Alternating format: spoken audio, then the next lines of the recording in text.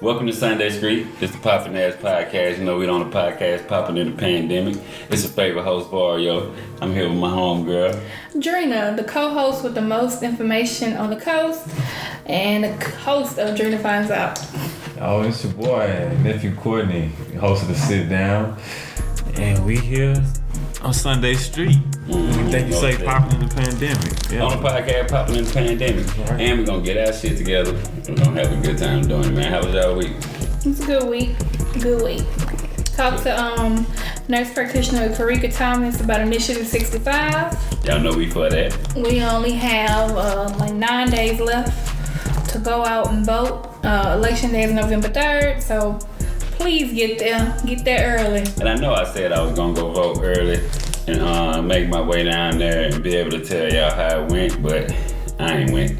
Next Saturday, they're open from 8 to 5. You can go in and vote. I might have to work, but I'm going to vote. I was going to go vote. One way or another, I'm going to vote. Early, but I think I'm going to really go vote and get the point, because I trust the black people's... Oh, you want to go to the polls? Yeah. I'm probably going to go to the polls.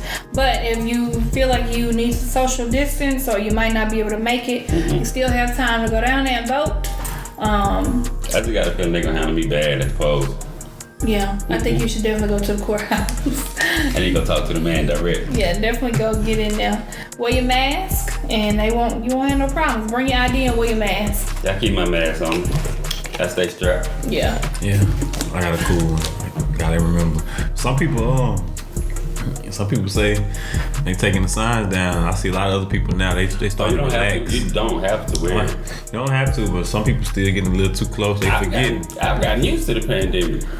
I actually read an article for this morning from CNN stating that, a few months back, I think Mississippi, the highest average of people that had COVID were African Americans.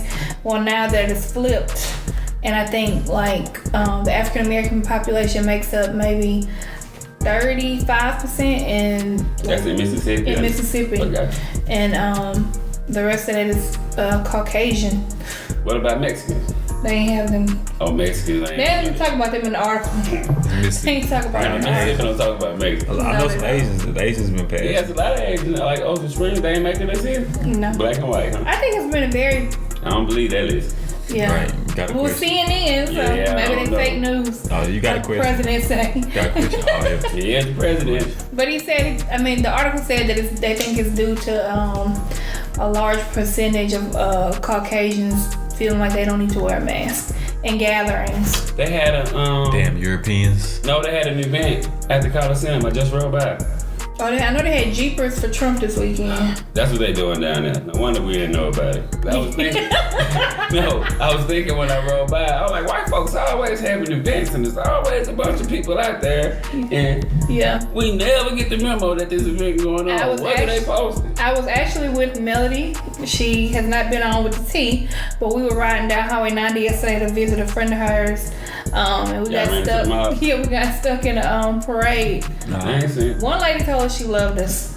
And in another car, they threw some beads and some black people standing on the corner like it was a parade. So it was pretty interesting. Mississippi always been interesting with the racial barrier. They have. It's all right. They organizing though. We gotta organize throw more parties, safe parties. But what kind of parties for them? Parties for one to talk about our own agenda for political. Oh, you mean political? Political parties? Oh, my bad. I thought you meant like everybody in the club getting every day of my life. That's what I thought you meant. I party every day of my life. That goes without saying. We were talking about Jeeping for Trump. They was having a party, so we thought you were talking about no. We need more parties. Maybe we do need to throw more parties. And the theme can be whatever it chooses to be. Political or business or... That's what it's all the same. I don't know. I was trying to think of something, but it'll be too much tension at the party after. I want the Trump people to come. I want the hood people to. I want everybody to be. No, I don't want regular civilian people there. Oh. I want Trump people, and I want the inner city hood people to just come together. Yeah, and we're gonna play music back and forth. I'm more on Frankie Beverly Wheel 1. All we're gonna do is just. I can't say it. Next Sunday Street. That'll help them though. It's gonna. I think it's gonna help whether it's good or bad. That will help a lot of in the world. I asked asked this question to. That was hold on. I gotta say this. That was a random thought. I haven't been planning like nothing like that. Well, I was gonna add to that a little bit. I always ask don't ask my that. white friends, like our coworkers, like what are the top songs for white people? Like we have Achy Break Your Heart. I YouTubed it. I put it on for my girl. Achy Break Your Heart. Nah. You YouTube that? Yeah, I was listening to some white people music to play, being funny. Cause I said, put some music on. I always got my playlist, so when I put her playlist on, I said, white people music. And then in YouTube, it said, getting that from YouTube. And it gave me the top 10. What's the song? Oh my God, what's the I would think Achy Break Your Heart makes it. What's that song? Sweet Caroline. I don't think.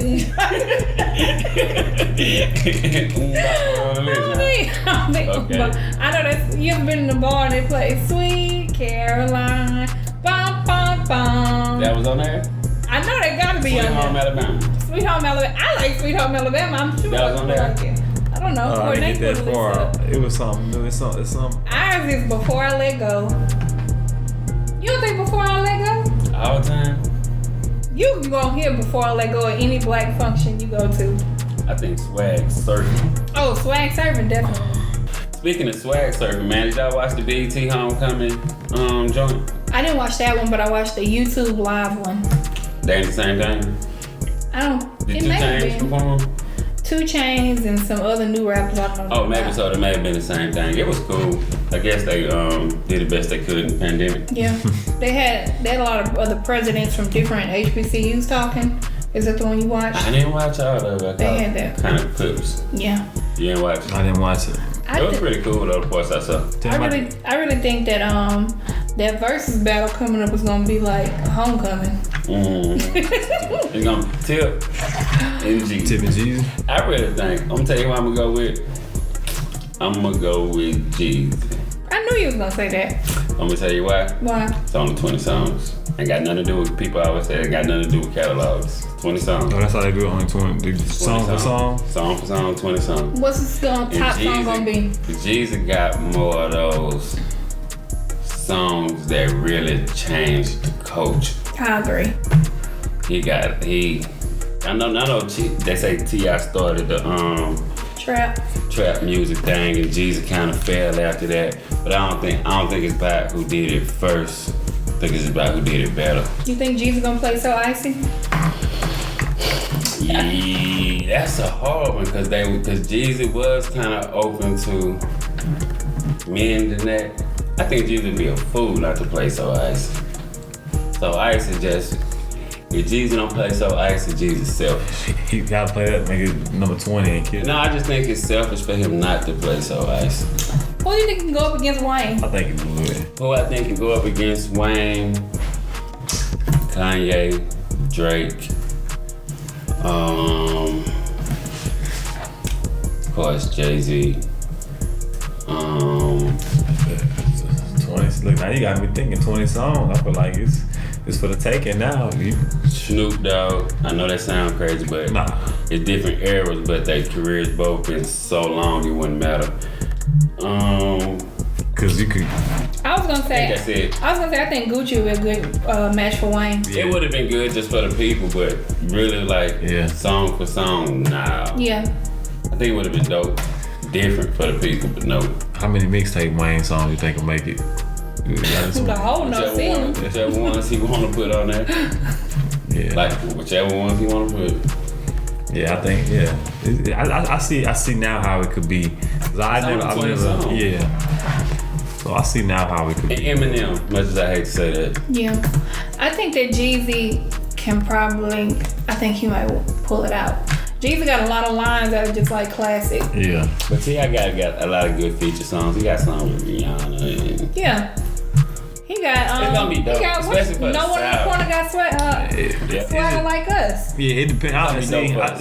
Man. T.I. I remember when they was talking about Charlamagne was talking about on the Breakfast Club. They was talking about the T.I. versus 50, and then they was talking about how they thought 50 could win. But on mine, I was like, it's only 20 songs. I cannot name 3. He couldn't have won, but he could have.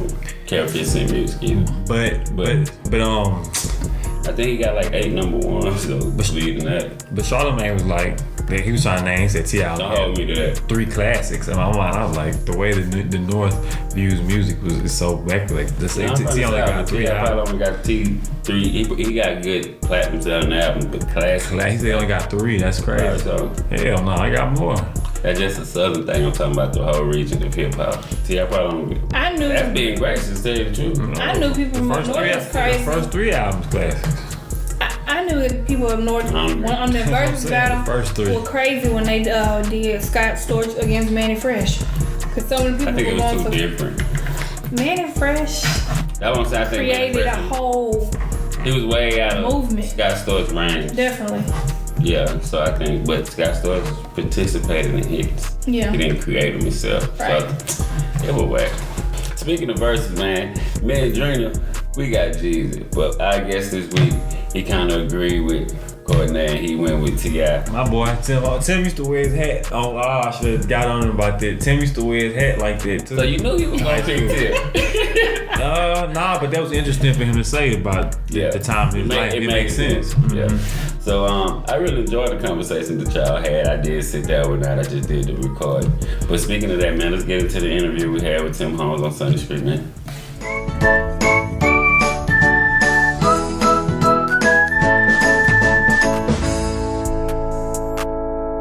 This week I had the honor of sitting and talking with Representative Sonia Williams-Barnes, Dr. Belinda Alexander, Judge Melvin Rain, Mr. Kent Jones. So thank you again for talking with me this week. Melody with the T. Prime time is coming to JSU. My chick eating who's baby. She is so mad at Dr. Drake. She is not playing with him. She won't. She is some not money. playing with him.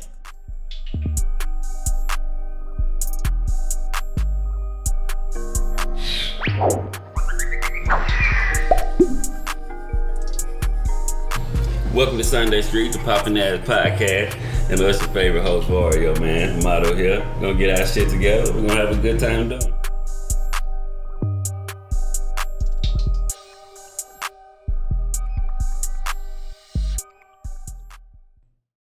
We're back with our guest, Tim Holmes. I feel some type of way because, I mean, 2 people from Gulfport High. Oh, yeah. And they play basketball at Gulfport High.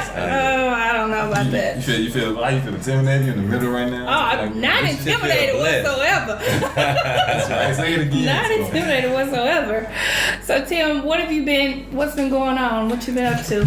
Oh, it's just like everybody else, trying to get accustomed to this new normal, and the pandemic, coming back from the pandemic, working through the pandemic, and just seeing what's next.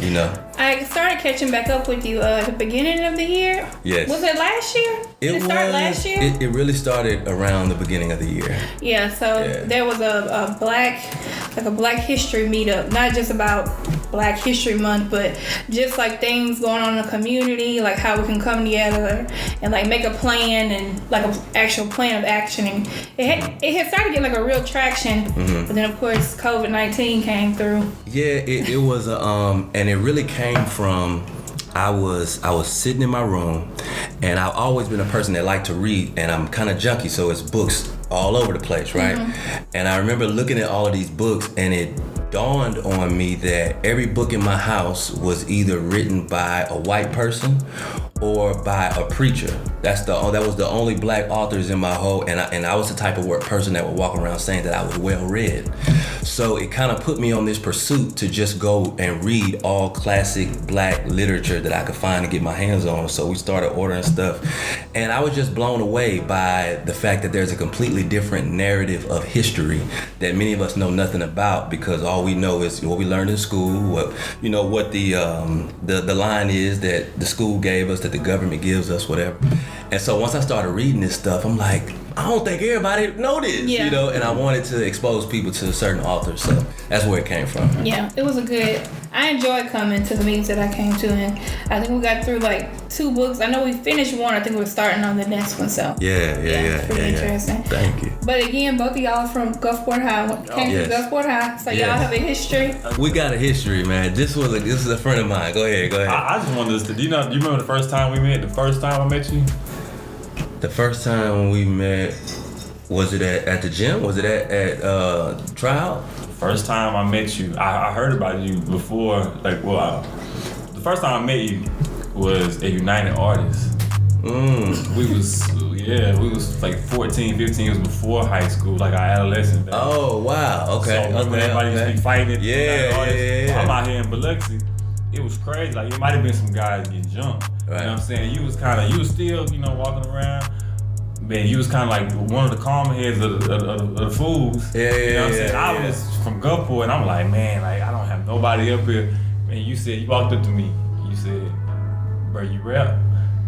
And I was like, like I said, I like to or something. You spit some rap for me. You don't remember that? I don't remember. You not remember that? You rap for me the first time I met you. I promise you. You don't remember this? I was one of those people that used to do stuff like that. I hate when people do stuff. I said, when you did that, I was like, wow. You know what I mean? I knew then that you had a gift. You know what I'm saying? Then I wasn't even thinking about high school. That might have been like 7th grade. I didn't even play basketball in middle school. You know what I'm saying? For the team anyway. So it was like, then when you came my sophomore year, it was like, who is this nigga coming in here killing folks? Started as a sophomore. We know we got moved up to varsity. Tim started as a sophomore. Yeah. It was Gulfport High was coming to Gulfport High was one of the first lessons I ever learned about how faith works, because when I was a kid, my grandma and them from Sherwood. We lived, we had moved to Pensacola. I was born on Keesler Air Force Base, but we lived in Pensacola and then Atlanta. But we would come here for the summers, and even when we lived in Atlanta, I wanted to move to the coast and I wanted to play ball at Gulfport High. Yeah. And I used to say it all the time. You know what I'm saying? Like when I was a little kid and I didn't really know anything about attraction or calling those things that be not as though you were or whatever. So when we moved back to the coast, I was living kind of like in the D'Iberville area, and I went there my 9th grade year. I kept getting into trouble because it was like racist kids at the school. I got into a fight or whatever, and my parents, allowed me to leave, and the only address that I could use was my grandmother's address that lived in Sherwood, and I went to Gulfport High by default, even though I kind of eventually wanted to go to Biloxi, but Gulfport was where I ended up. Thank God you didn't go to Biloxi. Yeah. I'm glad I went to Gulfport High. Was a blessing. So I met Tim the first time, like so many other people I've met, at the Boys and Girls Club. Yeah. Did you come through with Mr. McBride and Purvis, man? Yes, it was I didn't ride with them, but my mom used to work at Mississippi Power, and we were living in Wool Market. And I always wanted to, we lived in this suburban type of area, and I wanted to be able to hoop against black kids. And so I convinced her, look, just drop me off on your way to work to the Boys and Girls Club. And so at a young age, turnkey almost became like I'm not claiming turnkey or nothing like that, but it was like a home away from home for me because I developed a lot of relationships there. That's how it was. It's a real for me. neighborhood. Predominant. I started going out there in the summertime, and like my cousins from DeLeo, like they came, they were like, we don't like coming out here. Yeah. But I loved it, and Me then too. after that I just like latched on to certain people, Right. and I was always in turnkey until Right. I got to a certain age. But yeah, I think that turnkey has been a part of like a lot of people's lives. Yeah, that little circle. They That's like a powerful growing little up. circle. It is.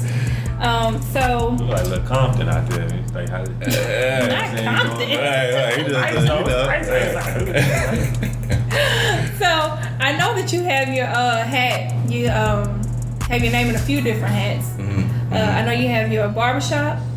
Well, that's not my barbershop. That's Okay. actually my business partner. We have a real estate brokerage together, but he also owns a barbershop that's right next door to it. Right. So, I do that. Of course, I've been in ministry now for a number of years, which I've never really carried like a ministry title. Like I've never been a type to introduce myself as pastor this or minister that, because for me, what I like about ministry is like small group settings like this, conversations, people living room. I'm not as as churchy as someone would think a pastor would be. So, you know, I do that, and I just got involved with, since the shutdown and the pandemic, I was able to explore this whole fascination I have with herbs and just really with nature, period. Growing things. I built a little garden, planted a little garden out there in the back of my house. And so I'm going to be launching an online store pretty soon, which is just going to be selling herbal remedies that, you know, me and my family have taken and that we use and that we feel like is blessing our body. So we want to make them available. Okay. I want to get more into like I need more glucosamine. You know? Yeah. Is that like well, for that? It's so much, bro, to that. Like, I don't want to even come off as if I'm like an expert in the field. But what I do love about it is very simple. So if you needed to find out an answer to something as far as something that's going on in your body, what a herb does, what you just said, how that actually functions, and how you could enhance that in your body, it's very easy to find that information. The problem with the information is the government won't allow you to be totally honest on the internet about health, about the body, about herbs, about the way it works. So normally when you look up stuff about herbs or natural healing, it'll say stuff like, it is said that sea moss does X, Y, and Z, but there's the research is inconclusive. That's your hint to look into that. We can't say that, but look into it. So the information is out there, man. I definitely will help you kind of track that down. I enjoy that when people come to me with stuff, because now I get to learn like with a hands-on, you know, person that I know and love. Yeah. So I definitely think that more people are looking for holistic ways to treat themselves, to get away from different medications and everything. And so this week on my show, Drina Finds Out, the episode was about Initiative 65, the passing of medical marijuana, and I really think that it will be beneficial to most people. I really feel like it's going to get passed through. So I do too. I think it's you know, change is slow here, but you know, I think it's not hard for people to wrap their mind around the fact that, you know, marijuana is a herb just like any other herb, that out of all of the scientifically proven benefits of it, for you to criminalize it, we know it was criminalized for a lot of different reasons that don't have nothing to do with, you know, anything that's truthful or honest or fair. And so I think it's a matter of time before people are able to freely consume this in the various ways. Some people may like to smoke it, some people may like to use it other ways, but I think it would be a blessing to the coast. We have casinos, we have industry here, we have opportunity for people to come in, and I mean, you look at what it's done. You know, I'm a realtor, so I know that the housing market in Denver right now is booming, primarily because of the marijuana industry. So everybody's property value is gonna go up the minute they approve it in Mississippi.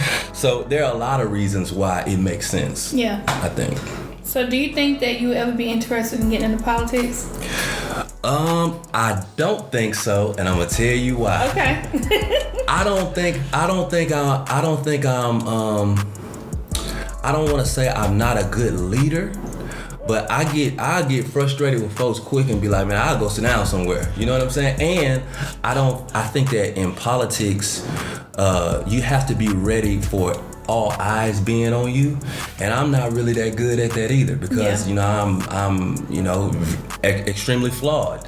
So I don't know if I would want to subject myself to I think Trump has he's made it perfectly okay. I mean, all the politicians, you know what I mean, they tell you everything you've done from 9 years old. Right. Running for office. But Trump has, like people say Obama gave you hope. Nah, forget that. Trump told me you can do whatever you want to do. You ain't got to be able to talk right or nothing. You can I asked that because I feel like you've always been able to gather people. He's definitely a leader. And then you are very upfront about, like, you are very open. You're an open book. So I think that transparency is what makes a good politician. That's the only reason I asked that. Yeah. I feel the same way. People always like, you should run for something. I'm like, first I don't know what I would run for, and then the second I would say something crazy like whenever they start popping off. I'm gonna just tell you, that's how you know you would be good for a position. If someone else comes to you and says, hey man, I think you should, because there's probably 10 or 100 other people that feel like that. Yeah. And then once your actions begun to show, and you know, you work your way into this, you go into it not knowing.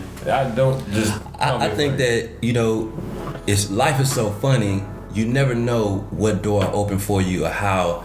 10 years from now, I may be eager to try to get into a position like that. You just never know how things change. I think you'd be great for it. Well, thank you. I can remember when we were young, I wanted to own nightclubs. You know what I'm saying? Yeah. And I wanted to be the cat that come out the back with the suit on that's not pressed about nothing. So you want to be Ghost. Right, Ghost. right. And so, now that's the last thing that's on my, so, you never know what the future will hold. So I had to put that in my pocket. I appreciate that. Yeah. I wouldn't mind owning a couple nightclubs. I'm just green at this point. I would come. I'd make it classy. Yeah. I was gonna ask about your family. They live here on the coast. I know you have some children. Yes, I have a lot of family here. Between my wife and I, we have 5 kids. My mom is here. My grandmother's here. I got aunts and uncles here, cousins here. So I would say that the heaviest concentration of my family is here on the coast. I got a sister like in Atlanta, and we got some family in Detroit, but most of us are here. Yeah, I like being. That's one of the main reasons I've never considered leaving, because like we have such a close knit family here. Yeah. On the coast, I think it makes a difference. Yeah. I used to talk a lot about leaving. I think that my focus now, though, I want to have a home in Africa somewhere, or somewhere over there. When I think about leaving, I'm thinking about like if I ever needed to or just wanted to leave the country, I would like to be able to do that. Yeah, it definitely makes a difference. And I think that diversifying everything you have going on with the different businesses is helping you build that up. Yeah. I'm kind of I was diagnosed like ADHD when I was a child. So as an adult, I've learned to embrace the fact that I'm naturally all over the place, and it would drive me crazy to get up and do the exact same thing every day. So yeah, I'm kind of spread out, and I'm trying to hone in as best I can on everything that's really working. But yeah, I like to kind of have multiple things going. Yeah. I think you're doing a good job at it. Yeah, definitely. I'm like that too. I'm all over the place. I want to write a book. We'll talk about this. I want to drop a mixtape. You know what I'm saying? A lot of stuff I want to do. Right. Yeah, but you gotta have those things to stay creative. Sometimes those things kind of draw you back to really what you really need to be focused on. It's like, all right, I did it, and it's not. It's whack. I don't enjoy it. Right. Not, yeah. Let me get back to. Yeah. So I know we talked about everything you have going on. We really didn't talk about your real estate. So are you mainly helping people like with houses or just anybody looking for a building? We work with buyers or sellers. This is really only our second year of being in business. The first year, 2019, we really had a good year for a brand new company. In 2020, when the pandemic hit, and I kind of took a break, I ain't gonna lie. When things surfaced back out and we could get back into it, for some reason it was kind of hard for me to jump back out there and get back to cold calling people and running all over town and showing properties and I think I kind of needed a break, and now we're getting back into it as we gear up for 2021 and kind of get things rolling. But we have a number of clients. My mom actually works there. My business partner Mike Davis, Helen Stogner, they're all been out in the field this whole time and working with buyers and sellers. So anybody that's looking for real estate or needs help with real estate, we let her help. Yeah, you're gonna get them COVID. You gonna So we were talking about politics. So we have like less than, I think we have 9 days before the election. Have you voted? Have you done absentee, or are you gonna go down there on election day? I have not voted. I am actually gonna go down to the polls to vote. I feel some type of way about going to vote, but I am going to go to vote because I do realize that it's my belief that we do need to get Trump out of office. I'm tired of him, just like a lot of people are, especially a lot of our people. So I'm going to go cast my vote in the other direction. But it's not the easiest thing for me to do. Yeah. But yeah, I will be. Is it just because of the presidential election, or just? Well, I would say this. My honest opinion about it, and I'm kind of weird about bringing it up because I know that it moves people in such an extreme way. But I just feel like half of my life has been under Republican rule. The other half of my life has been under Democratic rule. And, the police have always been able to kill black people unarmed. Real estate practices, banking practices, the political direction of America doesn't change when these parties change, especially on issues that pertain to black people. Right. So I am of the opinion, not that we shouldn't vote, but that we should learn to use our vote more strategically, and in some cases, withhold our vote to let whatever party that we're gonna rock with know that you have to meet our demands in order for us to vote. Yeah. I think that we're kind of in a situation right now where we belong to the Democratic Party. I feel the same way exactly. Yeah, so that means that they don't really have to do anything for us. They might hire a black guy every now and then, or whatever. But when it comes to like policy stuff, real stuff that can impact the community, they haven't done it. So I'm gonna hold my nose and go and vote blue, because I do feel like it's the thing to do. But I think that as a community, we need to figure out a better way to go about approaching voting for president, as well as making sure we're involved in local elections. I feel the same exact way, and I think that the feeling came to the forefront for me with this election, with the options that we had, because the last election, like it was like a circus. Mm-hmm. The whole entire Republican Party thing. Right. Like that was all crazy. And then now with this election, with the people that we were presented with, I wasn't excited about anybody. Right. And then I felt like the same way you feel, like none of these people have done anything significant that I feel like we need to jump for joy. Like that makes me excited to go vote for them. Right. I think. Sorry to cut you off. I think like you, everything both of y'all said was correct, but. And I think you were hinting on it, but now once we get the Democrat in office we want, we have to do a better job of holding them accountable. Mm-hmm. Definitely. With that same urgency that we had to like Minnesota after tragedy happens. Like I'm shout out to Minnesota though. Yeah, absolutely. But it shouldn't take for someone to get killed for that to happen. We need to have strength in numbers where we down there at the White House, not betting for Trump, but once we have Barack, once we have a Democrat, once we have Clinton in office, we got to do a better job of holding them accountable. Yeah. I definitely think that's where it comes into play about your local elections, the people you put in the office in like your local, not just city, but also your state representatives and things like that. Because if you have people that are just going to go along with whatever the president says, then they're really not doing any service to the people, right, the constituents that have put them in office. Yeah. What's been very interesting to me is with the Governor Tate Reeves. Like I have run into so many people, whether they be African American and Democrat or white Caucasian people that are voting Republican, and they cannot stand Tate Reeves. And my question is, how did he get in there? Right. if y'all saying y'all didn't vote for him and we didn't vote for him, like who put him in office? Right. There's a lot of people who have certain political views that are extremely quiet about how they feel politically. Like even with Trump, I think the reason why polling doesn't work as well with Trump is because you have a lot of closet Trump supporters. Oh, definitely. You got the people that have the flags on the back of their truck, but it's some folk that you work with, that you go to church with, that you're around, that you hang out, who in their heart of hearts, that perspective encourages them and they like that, and they're gonna vote for him. I've heard so many people say, they think I'm not listening or they're out of earshot. Well, I just couldn't vote for Hillary, and I know he's not a good man. I just couldn't do it, and it's like, what? Like this is crazy. But to feel that way, and then I also started thinking, and I don't want to, I love. All my life I've been had a natural attraction to like older people, like being around them.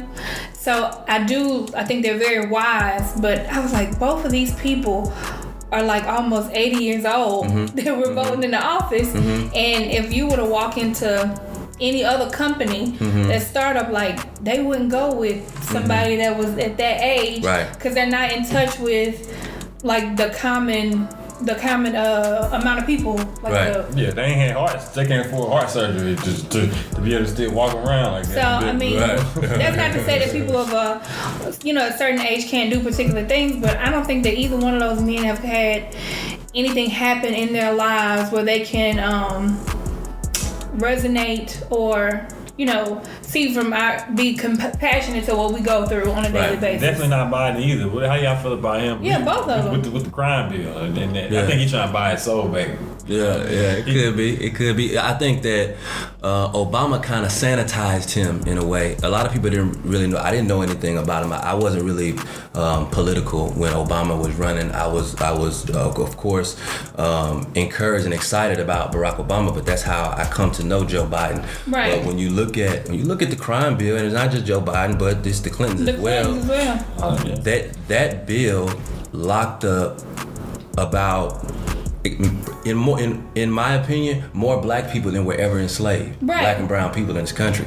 So these are the people that we are literally championing. And you know, I know that people change and all of that, but really the only way you can judge a politician is by their track record in politics. Yeah. And it's amazing to me how we are so, you know, we call this man Uncle Joe. Yeah. You know what I'm saying? People love inviting people to the barbecue. I'm like, I'm not even coming to the barbecue, so I don't know what y'all talking about. And I hope this comes out after the election, because so, you know, I'm a person of free thought. Mm-hmm. So when you say certain things, especially around this time, people can get really offended because they're like, you know, basically by you sharing your opinion, you're gonna ruin the world because a couple people may not vote, and we're gonna die. Yeah. Well, I'll tell you. Well, television does propaganda all the time. So, this our time. With the last election for like state senators, I think Beto Burke was running in Texas, and it was like the day of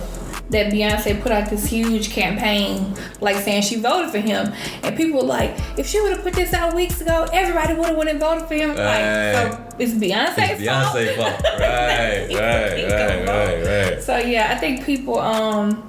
I think you're right. I think people will look for any excuse, like they're already on the fence about it, and they'll look for something to not go do it. But hopefully that's not the case, because it's very important and we got to get this done. Yeah, we got to get Trump out. I think people in those positions, they should speak out more. Like, you know how Oprah can say, like, they can ruin your company. Don't eat chicken, fried churches, and nobody, you know what I mean? Yeah. I think those people should. Yeah. I mean, but we say that we want them to be more open, but then when, like, you would take, like, what happened with Ice Cube recently? Like, people were really upset with Ice Cube. Let's talk about it. And ran with it. People were, like, so upset, but my thing is, at the end of the day, on November 4th, we're gonna have an old president, or we're gonna have a new president. Mm-hmm. And so if it happens that Donald Trump is the president, you know, coming for the following year, like, we have to have at least Ice Cube had a conversation with him, and he's able to hold him accountable for. He said tried to speak with the he reached out to the Democratic Party. They rejected whatever he wanted. Yeah. They probably feel like we got it. I didn't read. So you can say that, but I was gonna say that. I haven't read his whole plan, but I know that they said that it's close to what Kamala has in hers. So I don't know if that has something to do with it, or if it's what, you know, because they're like, it's Ice Cube. Yeah. But I feel like wanting to make a change starts, like, whoever's gonna help us change, like, I'm good with that. Yeah. I remember the day after Donald Trump was elected, I had a friend of mine, a coworker, and she was like, you know, you just gotta give him a chance. Like, you don't want, you know, you just gotta hope for the best. I was like, I mean, I live here, so I don't want it to go horribly. Right. So I'm not looking for him to do a horrible job. But right. Yeah, I don't know. Yeah, it's a you know. It's a tough thing to be able to choose between, like they said, the lesser of two evils. Exactly. When, you know, I think that it's high time that we create another political party. You know what I mean? So that we have another option. And I think that in the case of Ice Cube, if Ice Cube doesn't take the meeting with Donald Trump or the Republican Party, he loses credibility, because if you're saying the black community wants help, but I'll only receive help from the Democrats, right? Then now you're a slave to the Democrats. Yeah. So I don't think he had any real intention of working with Trump. I certainly don't think that Trump is going to honor any plan that Ice Cube did, right? But the fact that the Democrats are willing to sit down with the Cardi B's of the world, and no offense to her or no shade to her in any type of way, but I could see if you say, well, right now we're not talking to entertainers, right? Yeah. But if you're willing to talk to her and kiki and laugh and play, and she's at a certain point of her life where that's where she is. Ice Cube is a businessman that's built business our whole life, you know? So the fact that you wouldn't talk to him, that kind of seems weird to me. Yeah, it is. Talking about politics, like somebody brought up about Puff Daddy. I didn't know anything about him saying we needed to start a political party, a black political party, because we're, like you said, it's like we've been enslaved to the Democratic Party for a long time now. We've just been giving them our vote. I remember the first time I voted, my mama was just like, just go down and vote everything Democrat. Like that's what I was told to vote do. Blue no matter who. Right, and it's like, who are these people? Yeah. But I feel like that's something we should definitely do. I think that we definitely have the numbers to do it. My only concern would be that you have a lot of people, not just African Americans, that feel like their vote doesn't matter, like whatsoever. Yeah. So, but I definitely think that's something that we should look into. It's 44 million African Americans roughly. If all 44 million think their vote don't count, then 44 million votes don't count. Right. I think that a new political party, I don't know if making it a black thing is to our benefit, because here's one thing that I learned this year is that there are a lot of white people, there are a lot of people from all walks of life and all backgrounds that come from different places. When you were watching these protests, when you were watching Charlottesville, the young lady that was run over while she was out there at the St. Louis, there were a lot of genuine white folks and everything in between that were out there who they're sick of this mess as well. So I think that we really need to create something where like-minded, good-hearted people that are coming from the same perspective can come together and have a collective voice. Yeah. Charlamagne the God, though he said a lot of foolish things, one thing I agree with him, he said segregation was a good plan, it was just implemented wrong. He said that he feels like people that were like-minded should be segregated from like the foolish people, separated, no matter what color you are. So I always think about that whenever you have people, because I really do think that there has been, especially among young people, because my daughters are so young, like a lot of their friends do want to know more, they want to do better, and I feel like it's not just for like a hashtag or for a photo opportunity. Like they really want to hold their parents accountable and other people accountable. And even with my daughter's teachers, like she's had a lot of teachers that have opened up to her because she is so passionate about all these things at her age. So I definitely think people want to help like make a difference. And to get myself out of the politics, one thing that Vario started, I think last year, was the book club. Sunday Street Book Club, Gumbo Book Club. I know you read. So the first book they started with, for me, that helped, was the 4 Laws of Agreement. Have you ever read that? I have not read that. Yeah. I have not read that. Like, it's something I think about every day. Okay. Like, it's a great book. I have to check that out. And right now we're reading the 48 Laws of Attraction. Okay. So, Power. 48 Laws of Power. Okay. Sorry. So every day, what it is there's a different law we go through every day. And so Tony McCraven, what he does is he gets online and he tells tells the law and then tells his perspective about it, and other people that are part of the club are like asked to join in and interact and give their perspective of it as well. So I've never read any of these types of books until Vario started putting me on. I was only reading like fiction. I definitely, the Laws of Agreement I really did enjoy, and I've been enjoying this one as well. I think that a book is the most, like, especially people who are really qualified to put a book together.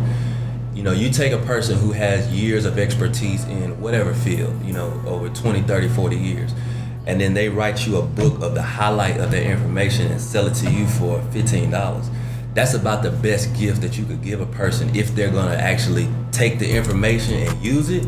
You skip so many steps and levels off of these people's information and what they've been through. So, I think the book club thing is a major idea. We'd love to have you on there. Yeah, I'd love to be on there. And if you have any, we always take suggestions. If you have a book you think we should read. I would like for every black person in the world to read the philosophies and opinions of Marcus Garvey.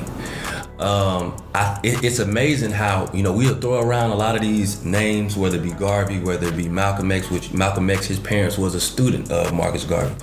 But to really know their policies and their perspectives and their philosophies is something altogether different. And I think that a lot of these old soldiers like him, like you know, Angela Davis is still alive. If we ever do any kind of political party, these older soldiers that are still around like her, they need to be consulted. I like the P. Diddy's of the world and the Killer Mikes and the T.I.'s and all of that.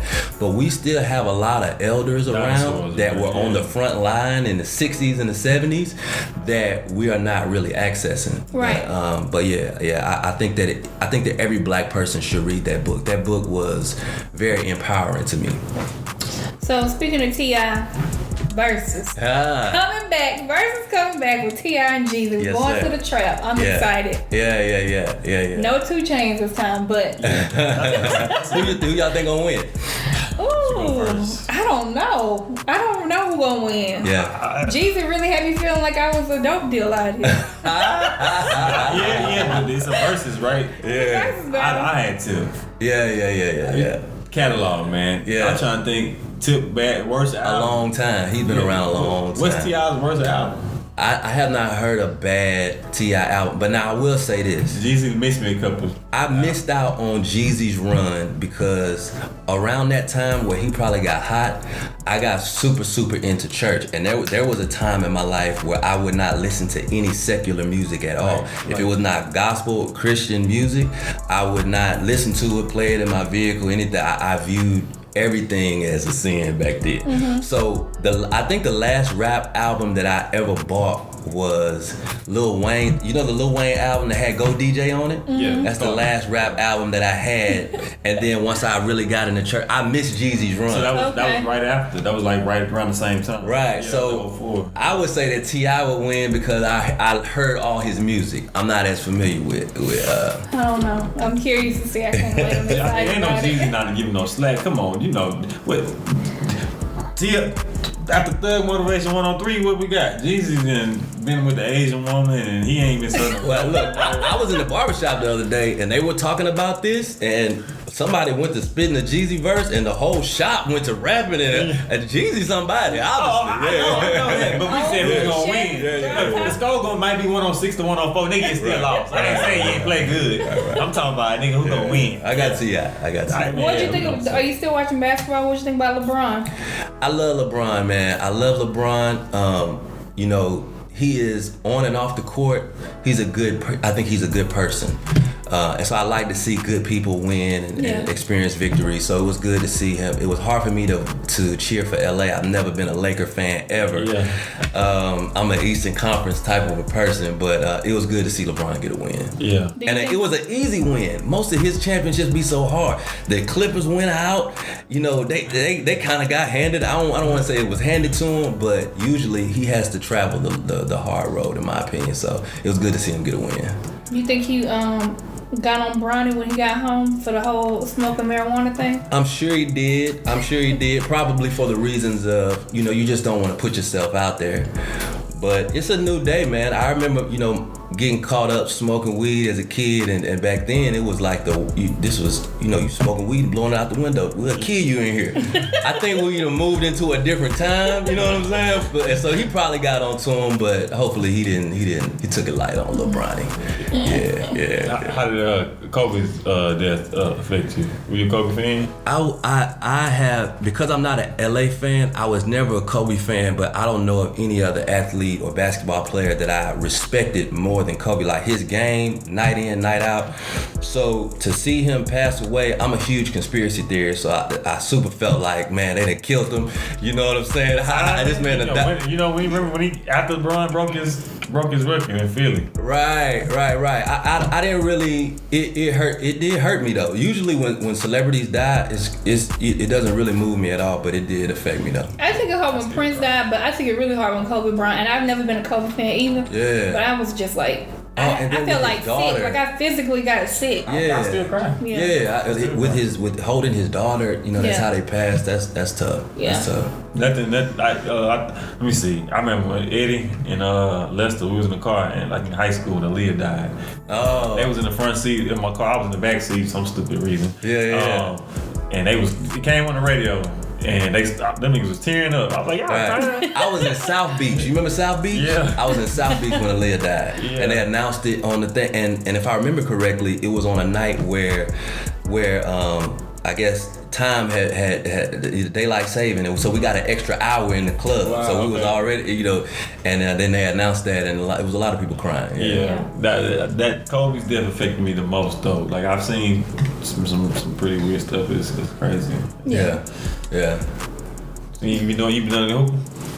Well, I do a little hooping. The last time I tried to play ball, I hurt both my knees and my back hurt for like 3 days. And I consider myself to be in decent shape, but when you don't hoop, you know, basketball shape. You're not in basketball shape. So, you know, other than like when I come around the corner in my home and I spin move off my wife and dunk on her as the thing, that's about all the basketball I play. Okay. And I that's had it. pointed the other night too. Yeah, I still do that. So I reached out to both of y'all about doing a rematch of Harrison Central versus Gulfport High, all the veterans, Yeah, about 2 that'd be years nice. ago. I'll be down for that because they just as out of shape as I am. So I'm cool. So yeah, I know quite a few players on the Gulfport High team, so I have to reach out to Harrison Central guys to see if they be down. I'm not trying to put nobody on the injured list though. I seen AJ yesterday. Got Tim here. Yeah. Find James Bryant and find Henry. But man, we ready. Yeah. All right. AD, where you at? AD. Yeah. So Harrison Central, they say they ready. We ready. They got their team together. Tashawn, come What on. y'all gonna do? Take a trip. You ready? So yeah, you gotta put that over it. You like Alright, rematch. But that's something that I that whole high school basketball phase of my life, you know, it was short lived, man. But the relationships that were developed, and I remember this. About 10 games into our senior year, I got kicked out of school, right? And so it was a big deal to me personally because, you know, I wasn't on the team no more. Whatever little college dreams I had dwindled. And my dad at the time, he came to me, he said, listen, y'all got a game. You know, you're not gonna sit in here and hide. You know, put your jacket on, we're going to the game. And I'm like, you know, I don't even know if I can be at the game, Dad. You know, I got kicked out of school, you know what I'm saying? It was very embarrassing.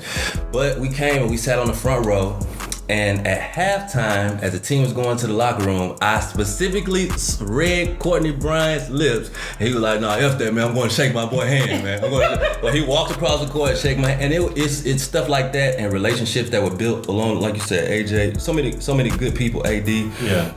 That. You know, I'm gonna know these brothers for the rest of my life because of what we experienced in high school basketball. Yeah. So it was a cool experience. I was hurt. Yeah. I was hurt. I was hurt the day. I remember the day. Coach Holloway. No, that's the story you told me when Coach Holloway came and got you escorted you to the office. But the day in practice, because I just seen you or something like in the hall, like out, you know, in the hallway or something. And we got to practice. Coach Caldwell called us in there in the office, and you know, it was like a funeral. It was all quiet, and then I looked, he already had the name tag on. I was like, oh man. Yeah. I was like, we would have repeated. We would have repeated, man. Yeah, I don't know, but I do know that I really think that I got caught up in the, you know, I come from a 2-parent household. I never been hungry a day in my life when I was a kid. I didn't have to go out and do a lot of the things that I was trying to get involved in, but there is this mindset that's created among our youth that to be young and black, you have to go out and you have to be a thug. You gotta be a drug dealer. You gotta have this and you gotta have that. And I fell into that trap, hook, line, and sinker, and cost myself a lot of issues, a lot of problems that I didn't need to have. You know what I'm saying? But you know, you live and you learn. I think that happened to a lot of people. And you from the outside looking in, you're like, they had everything. Like, why would they start going down that? It's kind of like a But you know what's crazy dead end though? street. But you know what's But crazy? you turn around. What's crazy? He for people that do that, those type of things, they usually are like flashy with their money. Like, Tim didn't get. Look, he fresh today, but he always normally fresh when he got older, but he didn't care when he was kids. Yeah. You know what I mean? Yeah. Classic Reeboks. Yeah. You know what I'm saying? Yeah. Out the way. Yeah. Well, we appreciate you coming reminisce with us and talk about from all the way back then to everything you have going on now. Absolutely. Definitely. You said that you was some preachers look at you as less of a preacher.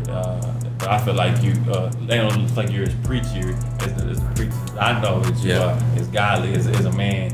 You know what I mean? Appreciate it, man. That means a lot. That means a whole lot. That means a whole lot. And thank y'all for having me. This is dope. I pray y'all do well with this, and as many people are exposed to the type of content y'all are putting out, our community needs thoughtful, real stuff like this. So yeah, thank you, sir.